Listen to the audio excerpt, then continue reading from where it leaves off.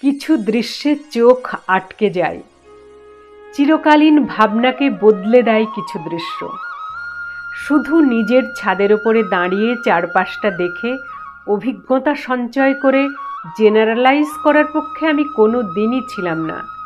তবে কিছু ক্ষেত্রে গায়ে একটা ছাপ পড়ে যায়। যেমন শিক্ষিকা মানেই পরনে থাকবে তাঁতের শাড়ি, ডাক্তার মানেই গলায় টেথোস্কোপ, তেমনি ব্রাহ্মণ মানেই চাল কলার পুটুলি বেঁধে নিজেরটুকু বাগিয়ে নিয়ে চলে যাওয়া, গায়ে নামাবলি, পরনে ধুতি। ছোট থেকেই শুনে আসছি কি হংনম ঢংনম করলো, চাল কলা শাড়ি গুছিয়ে নিয়ে চলে গেল। আড়ালে আবডালে এমন কথাই শোনা যায় ওনাদেরকে নিয়ে। প্রায় ওই রাস্তা দিয়ে যায়, মেইন রাস্তা থেকে একটু ঢুকে একটা ছিমছাম মন্দিরও দেখতে পায়, কিন্তু কোনোদিনই মন্দিরের সামনে যাওয়া হয়নি। কালী ঠাকুরের মন্দির এটুকু জানি।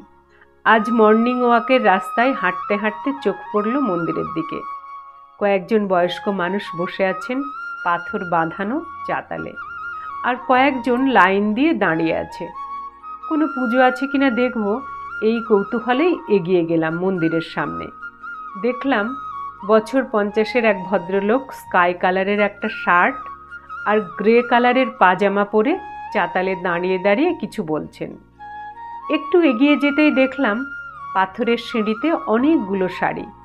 ভদ্রলোক বলছেন, তুই তো আগের বারে লাল রঙের নিয়েছিলিস, এবারে হলুদটা নে।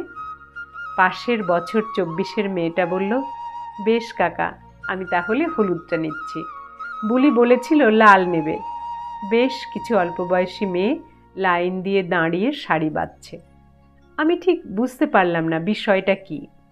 একজন মধ্যবয়স্ক মহিলাকে দেখলাম অপলক দৃষ্টিতে তাকিয়ে ঘটনাটা দেখছেন। তাকেই জিজ্ঞাসা করলাম, এখানে কি হচ্ছে? ভদ্রমহিলা চমকে তাকিয়ে বললেন, ওই তো পুরোহিত মশাই কাপড় বিলি করছেন। বিয়ে বাড়ি ছিল তো, আর জগদ্ধাত্রী পুজোও ছিল, তাই শাড়ি পেয়েছেন, বিলি করছেন। প্রতিবারই যে কোনো বড় পুজোর পরে যা শাড়ি পান সকলকে বিলি করে দেন। উনি বলেন, বয়স্কদের তবুও লোকে মায়া করে 2-1টা শাড়ি দেয়, এদের তো কেউ দেবার নেই। স্বামীগুলো সব মদ মাতালে, 2-3টে করে বাচ্চা আছে সংসারে, তাদের পেট চালাতেই দিন কেটে যায়। এই বয়সে সকাল্লাদ দূরে থাক, পরনের কাপড়টুকুই জোটে না, তাই পুরোহিত মশাই এদের 20 জনের কাপড়ের দায়িত্ব নিয়েছেন। অনেক অনুরোধের পরেও ভদ্রলোক ছবি তুললেন না, বললেন, থাক না, বুঝলাম প্রচার চান না কোনোভাবেই। ভদ্রমহিলা বললেন, বিয়ে করেননি, সংসার বলতে দাদা বৌদি, যা রোজগার করেন সব বিলিয়ে দেন, এরপর বাড়িতে গরিব ছেলেপুলেদের পড়ান বিনে মাইনেতে। ভদ্রলোক হাসি মুখে মেয়েগুলোকে বলছেন, একটা নীল রঙের বেনারসি রয়েছে, কে নিবি বল? যাকে এখনো বেনারসি দিইনি সে হাত তুলবি। মেয়েগুলোর অনুজ্জ্বল যত্নহীন ত্বকে আনন্দের মাখামাখি। একটা মেয়ে বলল, কাকা, আমার গায়ের রং কালো তো, আমি নীল পরতে পারি? আমায় বেনারসি দেবে বলেছিলে তুমি গতবারে।